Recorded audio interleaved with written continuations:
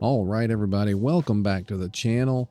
Today we've got a little preview of a hero balance patch that is going to be coming out tentatively on July 10th. So we've got a couple of weeks for this to change yet, but this is what they're thinking, and I wanted to get this out to everybody to kind of showcase that they're still making changes to AOV with Honor of Kings having released last week.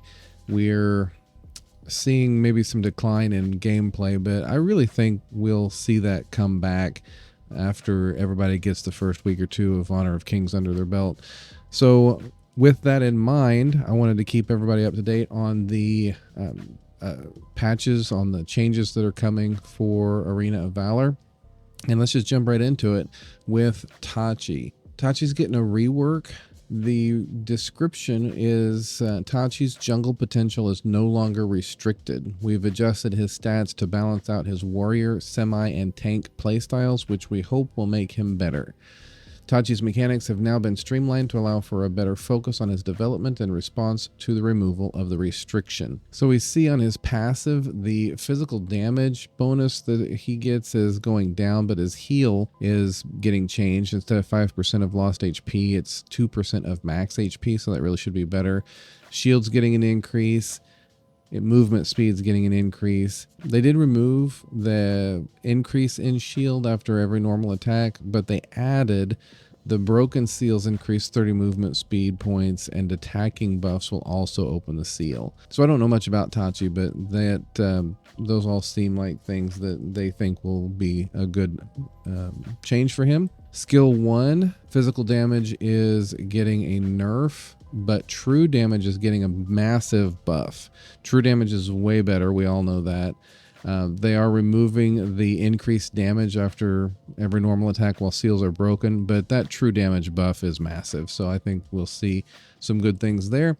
Skill 2 is getting a cooldown reduction buff, but they removed the charged cooldown reduction after every normal attack while seals are broken. So I don't, again, know much about Tachi, but the seals and the broken seals seems to be something that they're doing away with, meaning much for his gameplay style.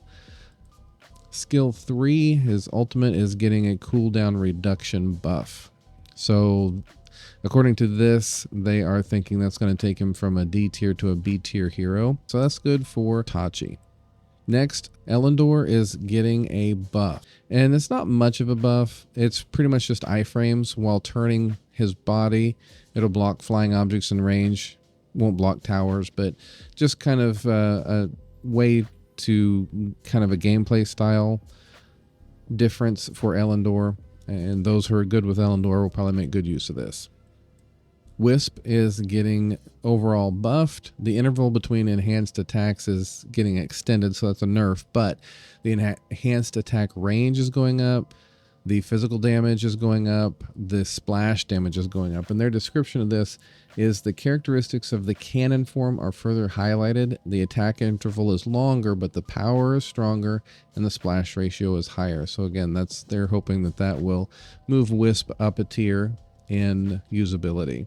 Illumia is getting some mobility and durability to breathe easier in the current harsh environment. So after out of combat, Illumia increases 20 movement speed points and recovers max mana every second. So she's getting a quality of life adjustment. Xeniel is just getting a shield buff, nothing too major there. He just got the rework in the last patch, and they're making him just a touch stronger with the shields. Charlotte, this is what I'm excited about because, okay, their explanation is reduced skill 2 cooldown and slightly increased damage so Charlotte can interact with her passive and pressure key enemy heroes better. And I'm super excited about this. I did feel like her skill 2 cooldown was just a touch on the long side. I've been able to work around it and function with that pretty well. I'm doing pretty well with her, but that reduced cooldown on skill 2 and the enhanced damage that skill 3 does is going to make a big difference for Charlotte. I'm really excited about testing this out. I hope they bring this just like it is. I always thought she kind of needed just a tiny bit of a buff. Now we get to the nerfs, starting with Tel'annas. Their description is she's a bit too strong early game, so we're toning her down a bit to avoid overwhelming the other same lane archers. So her attack speed is being reduced, physical damage is being reduced on her skill 1. No other changes for her. Valhein is given the cooldown reduction advantage of the blue dart. Valhein's cooldown is a bit too short. So number one, they fixed a bug where the passive enhancement duration is nearing the end. Using skill 1 or skill 2 can cause the darts to be thrown with no effect. So they fixed that bug. And then after that bug is fixed, they've reduced the cooldown reduction of both skill 2 and skill 3. So that should be, it's probably kind of an overall net equal for Valhein. Probably not any major changes there. Erin's overall performance is still quite high. She still creates a certain advantage by holding enemies extremely easily, while also dealing a lot of damage to poke continuously. To reduce the importance of her skill 1, we've curbed the annoyance she causes to enemies constantly. So we see a cooldown reduction and a slow effect reduction on Erin's skill 1. I don't know about this one. Personally, I've not known her to be a particularly influential character in the games, but they've nerfed her anyway. Enzo is getting a nerf. In the past, we increased Enzo's damage reduction on his skill 1, making him strong in the jungle and support roles. Now, we're weakening his damage reduction on his skill 2 and reducing his movement speed and attack speed bonus after kills and assists to rein in his power. So I didn't go back and look at what his buff was that they gave him on his skill 2, but they're taking some of that back, reducing the damage reduction on skill 2, reducing the movement speed and attack speed bonuses on skill 3. Diaochan just got the rework, but after her rework, Diaochan was quickly the #1 mid laner in every rank. We had to control her power to prevent her from forcing other mages out of play.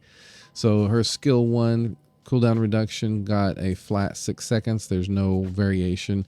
Her skill 3 cooldown reduction is a little longer as well, which I don't think that'll be too bad for Diaochan. I think she'll be fine with that. And then finally, as always, we've got random bug fixes and optimizations. If you want to see these, just pause the video, read through them. Not too much going on here that will affect many people.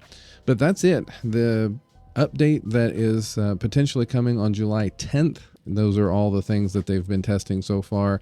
Again, there's a couple of weeks yet, so it could be changing before it actually gets released. And if anything changes, I'll be sure to let you know. I hope you all enjoyed the video, and I will see you all on the battlefield.